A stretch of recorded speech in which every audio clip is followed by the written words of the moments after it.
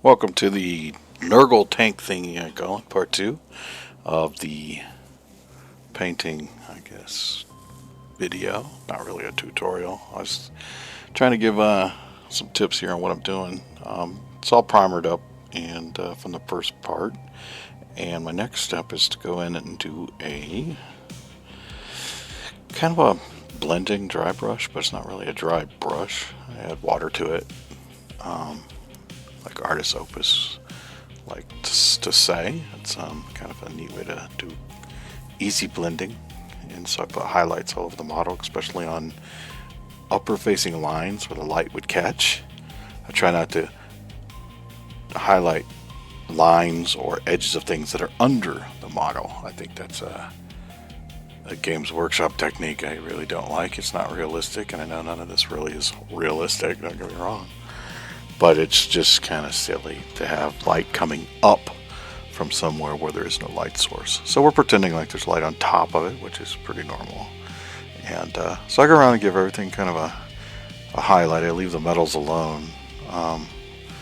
Right here I'm just doing all of the pink flesh, which I didn't know that was a pink flesh demon monster under that. If you look, you can kind of start seeing it. I made his first shade of flesh kind of a purple, like he's totally infected, his whole body. But coming in with this kind of a mild bone color. I'm not going full white there, just a bone color. Sometimes I'll do white highlights if I'm really wanting it to pop, but I don't know, I just didn't do that this time. So going in, if it hits some of the metal little bits, it's no big deal. They'll be kind of covered up later. I kind of know what's coming, so obviously doing this voiceover after I painted all of this up. Been having trouble with the camera a little bit. The lighting was so bright on the last few videos that I've done. I've tried to tone it down. Even here it looks too bright for me. And it's just, I guess, a cheap webcam. I've got to get something better, but I love this arm reach thing that it has. So right there you see me going in, and I didn't like it. I put more paint on the brush and get those missiles kind of to activate. I couldn't see them back there in that shadow. So kind of went in there and put a little color on them so we could see the missiles in that missile launcher maw thing, I guess. Not sure what's going on with this pause.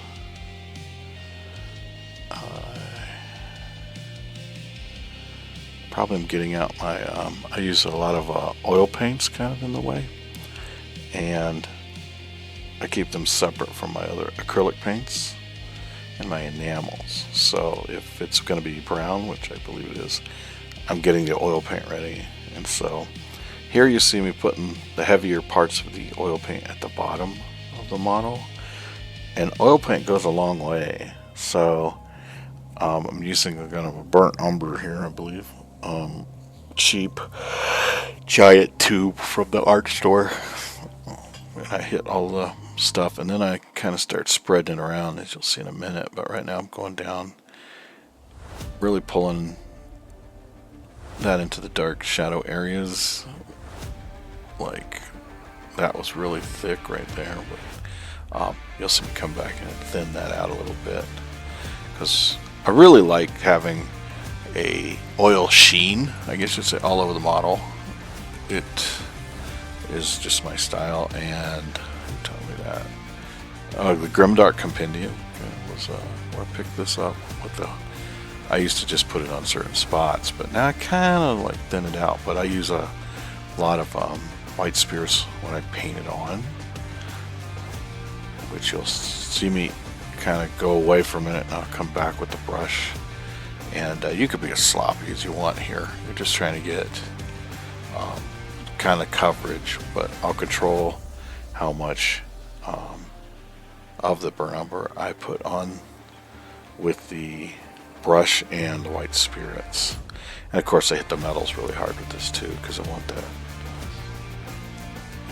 It almost turns it into an enamel itself. It is oil paint, but I put so much of the white spirits in that it kind of enamels out, kind of same effect. and for way cheaper than the cost of, say, an AK bottle of rust effects or grime, which is what most people use, streaking grime. So you just see me just slobbering it, I guess. Boucher would say I'm going beast mode, but it's kind of trying to be delicate around the spikes. I noticed that the model, now this is a saved model from somebody else's collection that I'm painting up for my kid. He's a grown man, but he's still my kid. And I'm going through there, so you'll notice some of the spikes are missing in areas, which I believe adds character. A lot of people don't like models that are jacked up or missing pieces, but I believe the right, or as we look at it, the left missile pod there is missing a spike out the side, but I really didn't notice that until later. Like I said, I think it adds character.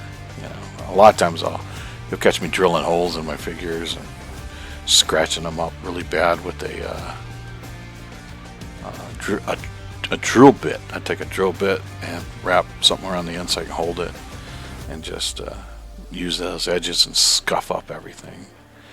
So what I'm doing now is kind of the reductive technique, it's called.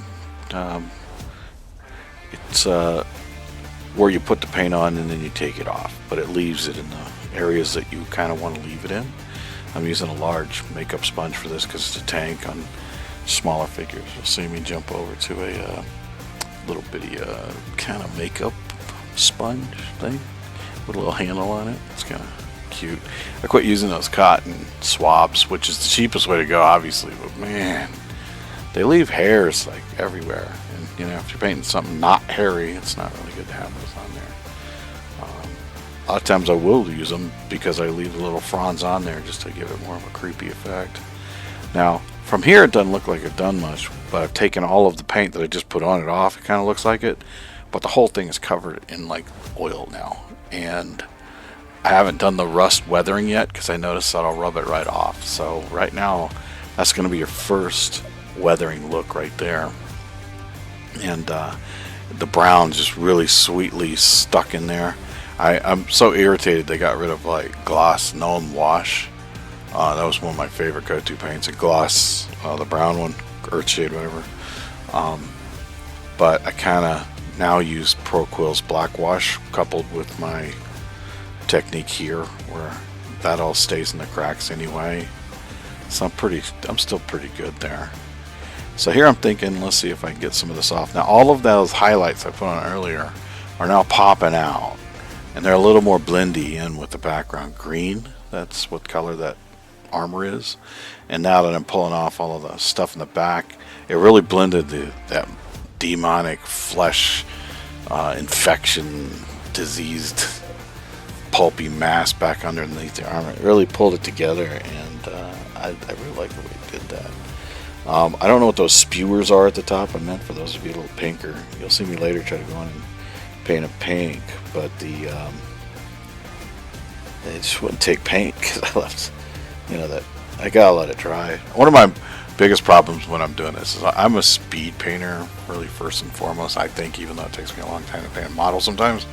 But with that speed paint mentality, I don't let the figure rest, which a lot of people do, which is essential, I guess, for painting a really, really decent figure. I consider myself kind of an advanced tabletop painter in this kind of instance, and it's like a tabletop plus quality model. Like I want somebody to walk up to the table and go, "Oh man, that's pretty badass." That's what I want.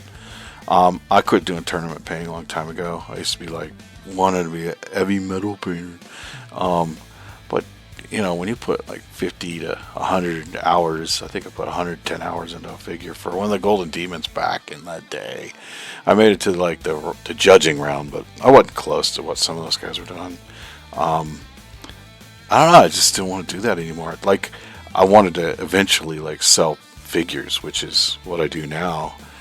So I guess that's called painting professionally. But you look at those guys when they're painting those figures, they might be able to get you to get a lot of videos, and it's just a different way to do it. But when you're putting 110 hours into one figure,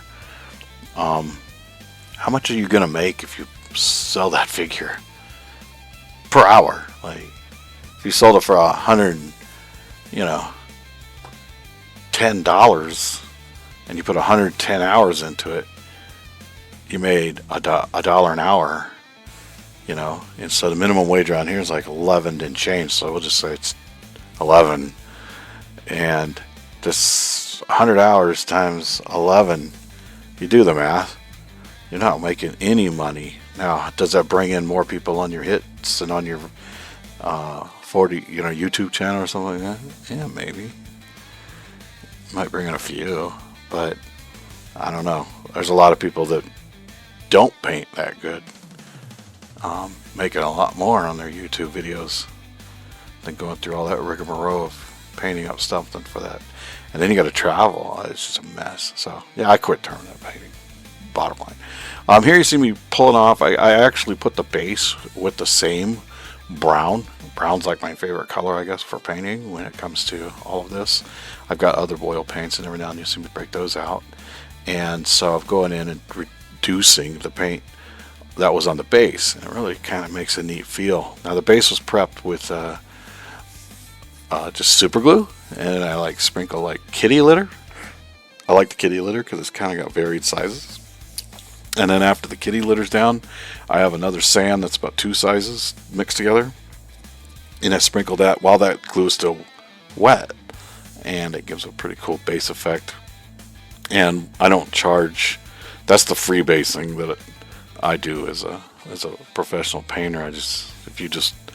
Now I'll go the full, if you want trees and twigs and skulls and all of that into a base, that's a whole different ball game, but that's going to cost you more from my perspective, because I got to acquire that stuff, 3D print that stuff, go dig around in the neighborhood, pulling out little interesting roots and stuff, using lots of different tufts and stuff like that. I like the misshapen tufts. I don't like those straight round ones unless I put multiple ones on. Here you go, see me putting on the those holes. I'm having rust kind of flow coming down them. And the first brush is that red one. I did not like that brush. And my buddy gave me some more brushes. You'll see me pull that out in a minute. It's kind of a flat brush, but I turn it sideways, and I really like the way it dribbled stuff down from the holes, following the contour of the model. This is me fighting the red brush off, so I'm actually having a fight with it. And then I think that's the one I switched to, which is more of the effect I want. That's kind of a straight line, kind of sloppy straight line down. And I almost knocked over my paint bottle right there, so I had to move it back to the back. And I'm painting really out of the lid anyway, so I was like, oh, I almost had a whoa shit, I knock on wood. I haven't spilled paint for a while, and if I do, I punish myself, and I take a fancy tip. You take a spray bottle, a spray can, rattle can they call them. I don't know why, but spray can.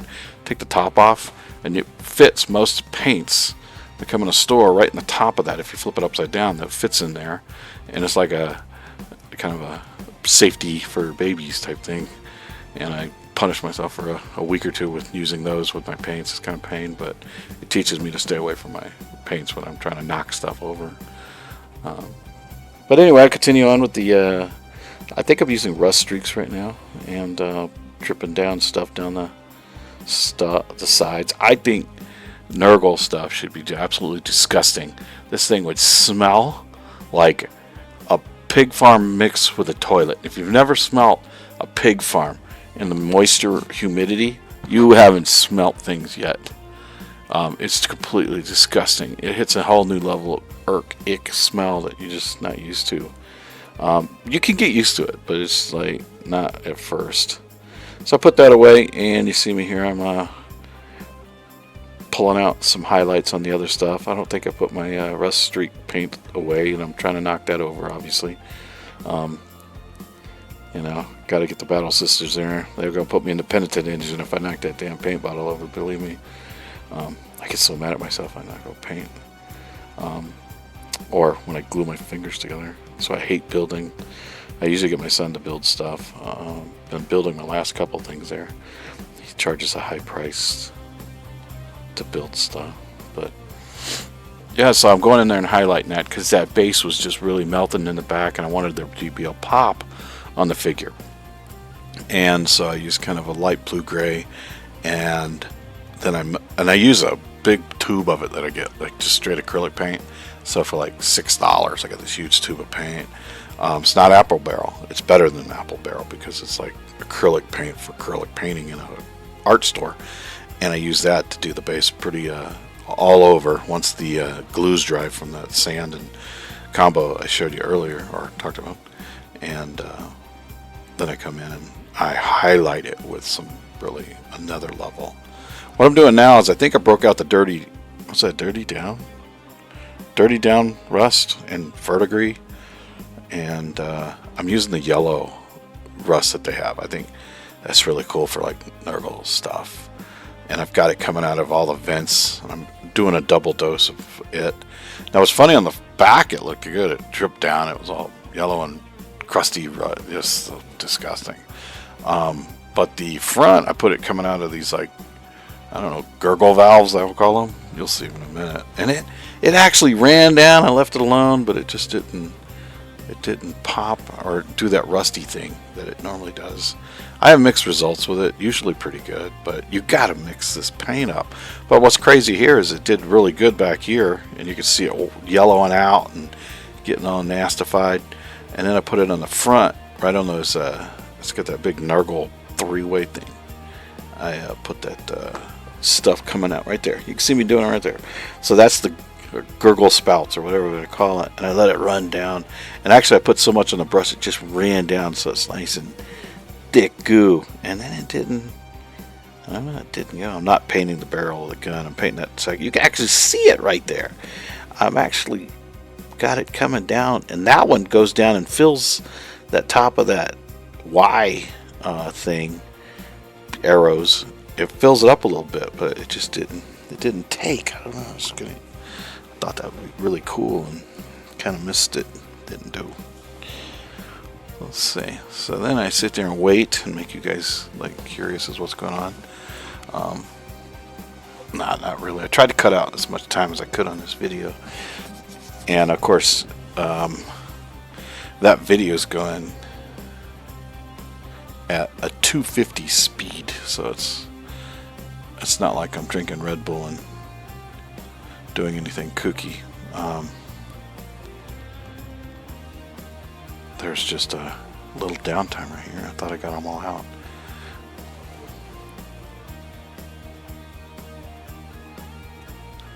So this is the verdigris. I don't think this part of the video is going at 250 speed, to be honest with you. It looks pretty slow.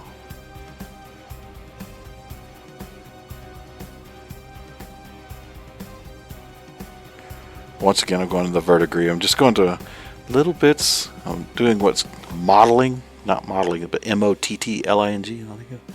And I'm just putting it where rainwood might collect. Moisture, water, of course, because that's actually rust for different types of metals. And trying to put a little bit of that in. It's, interesting to the eye. There's more gurgle ports down at the bottom there. That's where I'm throwing all this verdigris out. Down there, right there. So I'm popping that out like it's gurgled out stuff or whatever.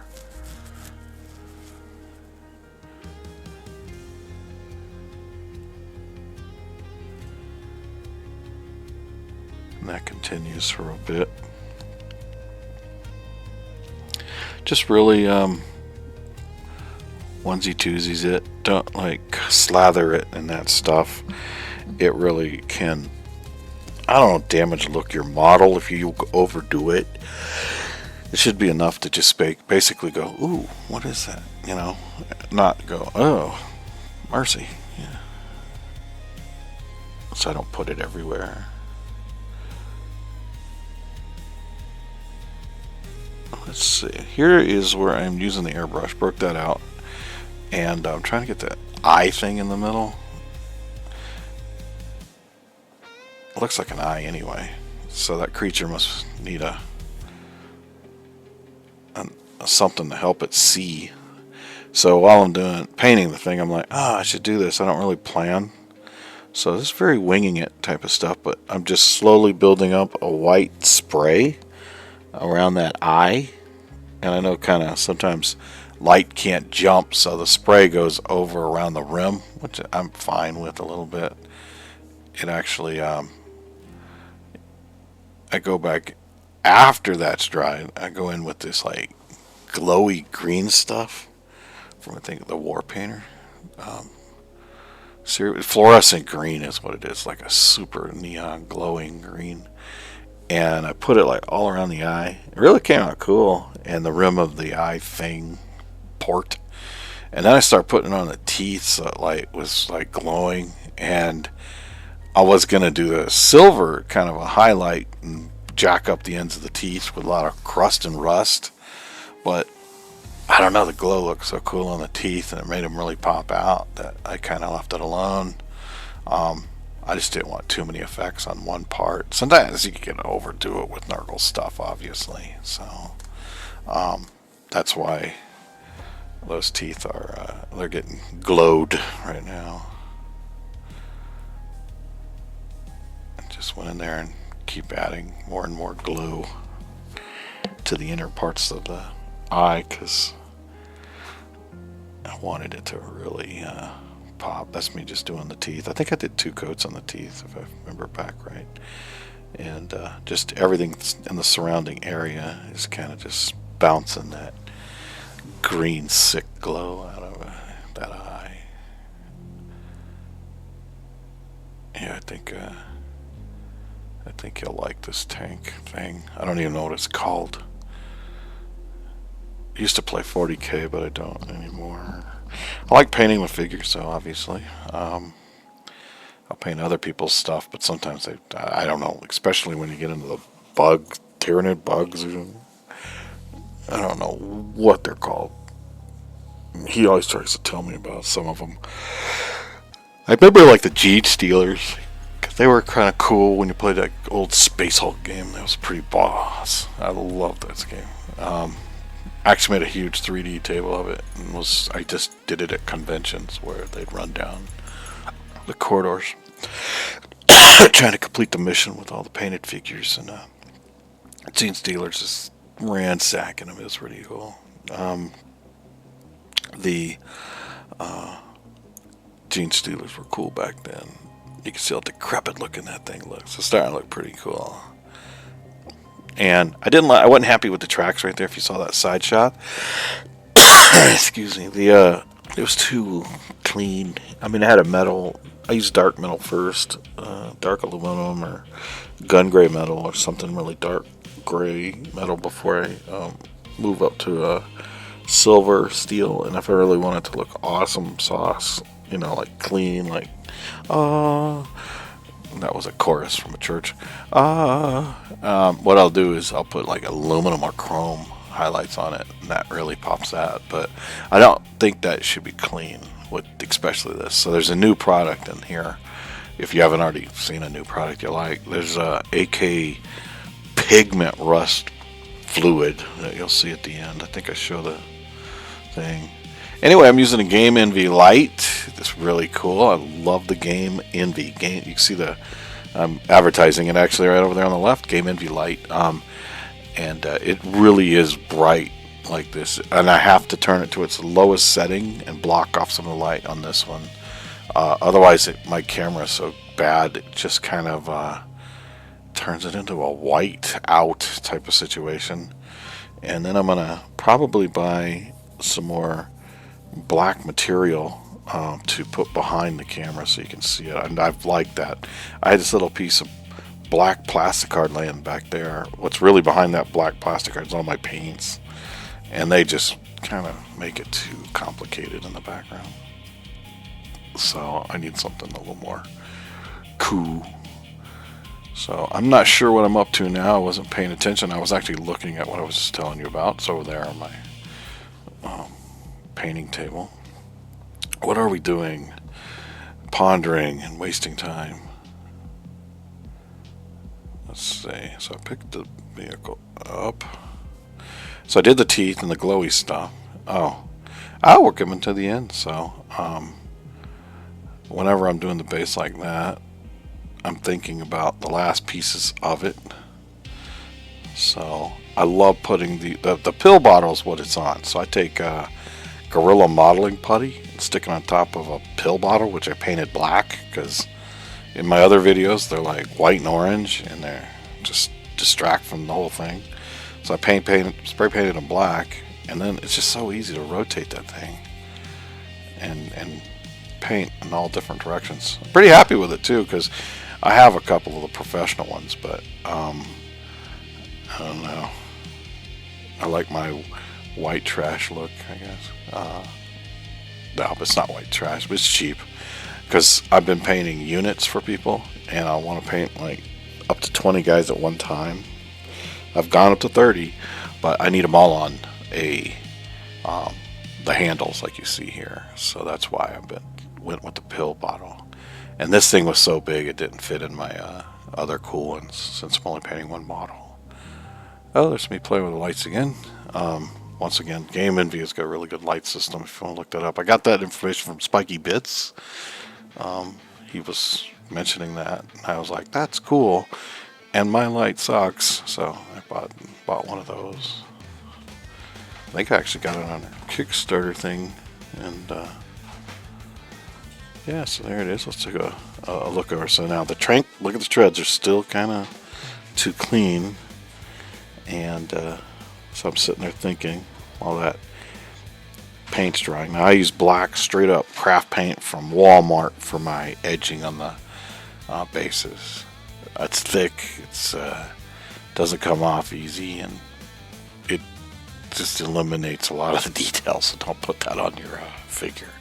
But on the base, it's kind of perfect. There it is. Let's see. AK Wargame Enamel Liquid Pigment Dark Rust. So it's an enamel, so you gotta have white spirits to clean it, like all the other stuff. I got that hanging around. So I grabbed, those are my oil brushes over there. I keep my acrylics on one side and my oils on the other. So here we go. I hope I show you the inside of that. I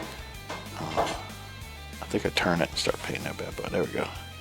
And I just coat it. I want to see what this pigment does. It's very liquidy too, but it's supposed to basically dry up and leave a fine coated dust, which is fine by me. I like the color anyway. But it's a pigment, remember that. It's supposed to dry and leave a dusty like texture, which is kind of what I was shooting for. And I bought it like 6 months ago, and I forgot I had it. So I saw it while I was pulling out my sponges to take off the oil paint. I'm like, oh, I want to put that in here. So I did remember after all. Anyway, enjoy the rest of this, and I'll catch you later. Remember, gobotown.com. Go to my Facebook. I post a bunch of my stuff there. We're also writing some rules called Eternal Wars, which is it's a 40k alternative game, I would say. Like if you have the figures for 40k, play my game. It's so much funner. If you have any sci-fi figures, play my rules. They're so cool. I played 40k a long time ago, like I said earlier, and I don't know. It's not enjoyable anymore. But now that we got our game, it's a little more simplified. It just makes sense. And all the special rules for the special rules are all gone. So all the cheese is pretty much gone. We put some like psionics, like psychics in the game, so there's a little bit of that. Not too bad though, nothing game breaking.